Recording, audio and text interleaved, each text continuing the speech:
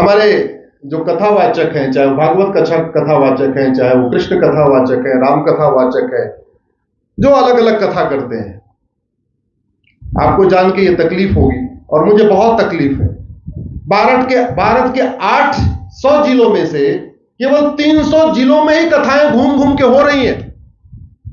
हमने 800 जिलों में से 500 जिले मिशनरियों और जमातियों के लिए छोड़ दिया है, वहां कथा ही नहीं हो रही। 6000 तहसील में से मुश्किल से 2000 तहसीलों में राम कथा हो रही है, भागवत कथा हो रही है, कृष्ण कथा हो रही है। हमने लगभग 4000 तहसीलें जमातियों और मिशनरियों के लिए छोड़ दिया। अगर हमारा पतन हो रहा है तो उसमें हम भी दोषी हैं।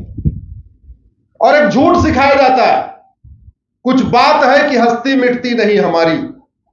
सबसे बड़ा फ्रॉड है ये, सबसे बड़ा झूठ है ये। दुर्योधन का ननिहाल गंधार देखते देखते मात्र 50 साल में अफगानिस्तान बन गया। जहां से माता कैकेयी आई थी, 50 साल के अंदर वो कैकेयी पाकिस्तान बन गया। 50 साल के अंदर ईस्ट बंगाल बांग्लादेश बन गया। और 50 साल के अंदर शंकराचार्य जी की धरती कश्मीर, वहां से हिंदू खत्म हो गए। हमारी हस्ती भी मिट रही है, हमारी बस्ती भी मिट रही है, और झूठी बातें करते हैं ताली बजवाने के लिए कि कुछ बात है कि हस्ती मिटती नहीं हमारी। अरे दुनिया से मिट गए वो तो छोड़ो, भारत के 800 जिलों में से 200 जिलों में मिट गए। मेरी पीआईएल चल रही है, मैंने कहा कि इन 200 जिलों में हिंदुओं को माइनॉरिटी का दर्जा दे दो। 6000 तहसीलों में से 1500 तहसीलों में हमारी हस्ती भी मिट चुकी है, बस्ती भी मिट चुकी है। 28 राज्य, 8 केंद्र शासित प्रदेश, टोटल हो गए 36। 36 में से 9 राज्यों में हमारी हस्ती भी मिट चुकी है, हमारी बस्ती भी मिट गई है।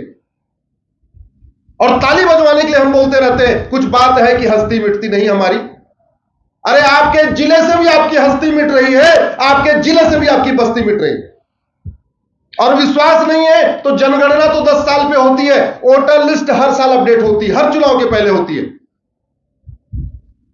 ज्यादा नहीं, 1999 में लोकसभा चुनाव हुआ था और अभी 2024 में लोकसभा चुनाव हुआ है।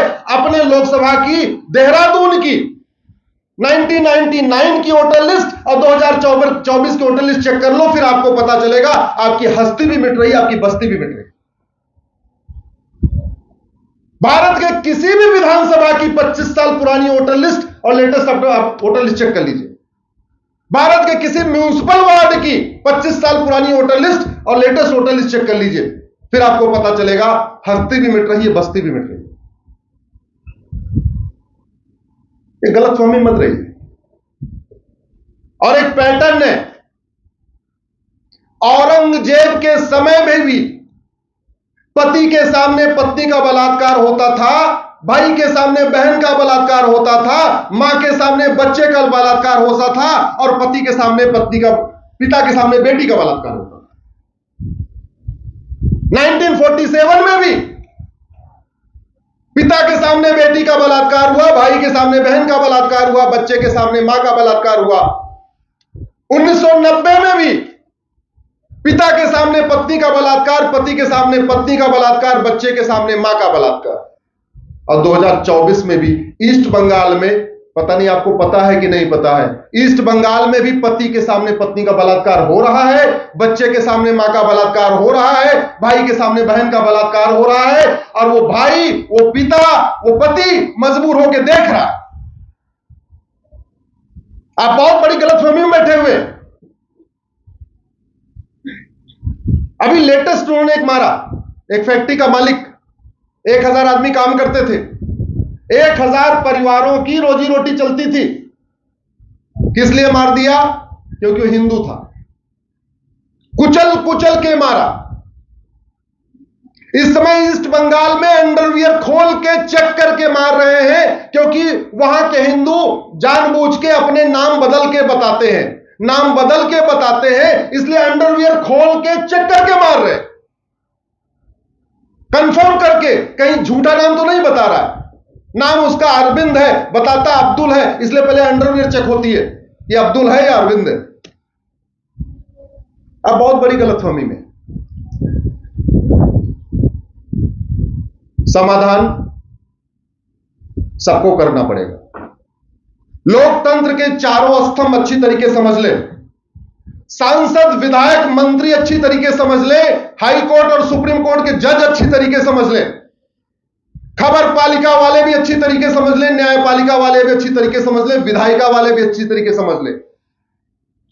जब तक भारत में हिंदू बहुसंख्यक है तब तक ये संविधान है, नहीं 1 मिनट लगेगा इस संविधान को जलाने में।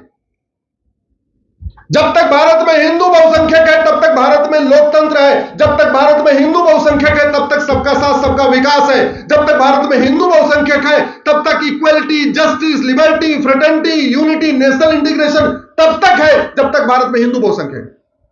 जिन 9 राज्यों में, 200 जिलों में, 1500 तहसीलों में हिंदू खत्म हो चुका है, मैं बहुत सारे वहां जाके मैंने पर्सनली देखा है, न वहां सबका साथ सबका विकास काम करता है, न लोकतंत्र काम करता है, न सेक्युलरिज्म काम करता है, न संविधान काम करता है। बाकी तो छोड़ो, पुलिस भी अपने थाने में बैठी रहती है, अपने थाने से बाहर नहीं निकलती। और ज्यादा डाटा देखना है, इलेक्शन कमीशन के आंकड़े देख लो। इलेक्शन कमीशन हर चुनाव के पहले, राज्य का चुनाव होगा तो उस राज्य के सेंसिटिव बूथ की लिस्ट बनाता है, और जब देश का चुनाव होता है तो पूरे देश के सेंसिटिव बूथ की लिस्ट बनाता है। जहां 100% हिंदू होते हैं, आज तक वो कभी सेंसिटिव हुआ ही नहीं। लेकिन जहां हिंदू 50% भी हो जाते हैं, वो इलेक्शन कमीशन की नजरों में सेंसिटिव बूथ हो जाता है। जहां 100% हिंदू होते हैं, वो कभी पुलिस की नजरों में सेंसिटिव बूथ नहीं होता। जैसे ही हिंदू 50% हो जाता है, पुलिस की नजरों में सेंसिटिव बूथ हो जाता है। यह कड़वी सच्चाई है।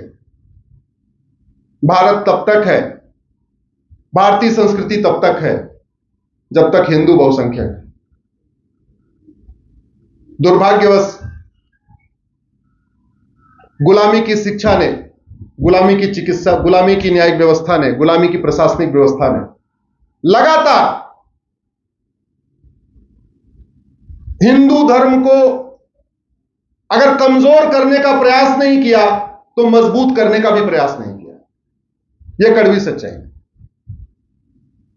और आम जनता भी इतनी दलगुलाम हो चुकी है, पार्टियों ने ऐसी अफीम खिला दिया है कि कड़वा सच बोलने से डरते हैं।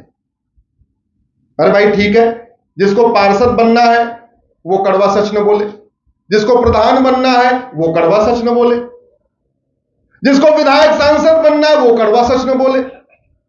लेकिन वो संख्या कितनी है? अरे पूरे भारत में 5000 ही तो विधायक है, बनते हैं, तो बाकी लोग तो कड़वा सच बोल सकते हैं ना। पूरे देश में 800 लोग तो सांसद बनते हैं, लोकसभा राज्यसभा मिला के, तो 5000 विधायक और 800 लोकसभा राज्यसभा सांसद, 5800। चलो ये 5800 लोग, हर पार्टी वाले कड़वा सच न बोले, लेकिन बाकी लोग तो बोल देते हैं। ईमानदारी से बताइए, आज तक आप में से कितने लोग अपने सांसद से मिले और आपने उनको बताया कि घुसपैठ नियंत्रण कानून बनाओ, धर्मांतरण नियंत्रण कानून बनाओ, जनसंख्या नियंत्रण कानून बनाओ, अवैध निर्माण नियंत्रण कानून बनाओ? बोला क्या? 1 2 3 4 5 हाथ उठाया। अच्छी बात है, मैं आपको धन्यवाद देता हूं। इस कड़वी सच्चाई को आपने समझा आज, और झूठा हाथ नहीं उठाया। मैं आपके लिए ताली बजा रहा हूं कि आपने झूठा हाथ नहीं उठाया। नहीं तो हाथ उठा देते तो मैं कौन सा काउंटिंग करने जा रहा हूं। आगे से करिए, अपने सांसद विधायक से मिलिए, उनके साथ फोटो मत खिंचवाइए, उनके साथ अपनी पर्सनल कोई बात मत करिए, उनको बर्थडे पे इनवाइट करने के लिए मत मिलिए, राष्ट्र के लिए मिलिए, सनातन के लिए मिलिए, भारत की संस्कृति बचाने के लिए मिलिए। उनको बताइए ये खतरे हैं। उनको बताना क्यों जरूरी है? क्योंकि 24x7 उनको वोट और नोट वाले घेर के बैठे हुए हैं। 24x7 उनको लोग घेरे हुए हैं। साहब ऐसे ठेका हो जाएगा तो 20% मिल जाएगा, ऐसे हो जाएगा तो 15% आ जाएगा, ऐसे हो जाएगा तो ये हो जाएगा, ऐसे ट्रांसफर हो जाएगा तो ये हो जाएगा। अरे वो भी तो इंसान है। भारत माता की रक्षा करने के लिए तो लोग उनको मिलते ही नहीं है। और हमने क्या सोच लिया, हमने वोट दे दिया, हमारा काम तो खत्म। बाकी वो खुद ही करता रहे। अरे वो भी इंसान है, जैसे आप उनको रिमाइंड कराने के लिए नहीं मिल सकते हो, तो बाकी कामों में इतने व्यस्त हैं, उनको कहां से टाइम आएगा।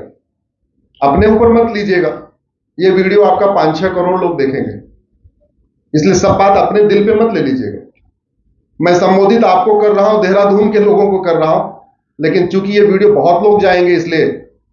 और दूसरी बात, शुगर तो रोज आप लोग खाते रहते हैं, चाय में चीनी तो लेते रहते होंगे, नीम की पत्ती नहीं खाते ना? तो अगले आधे घंटे हम आपको नीम की पत्ती खिलाएंगे।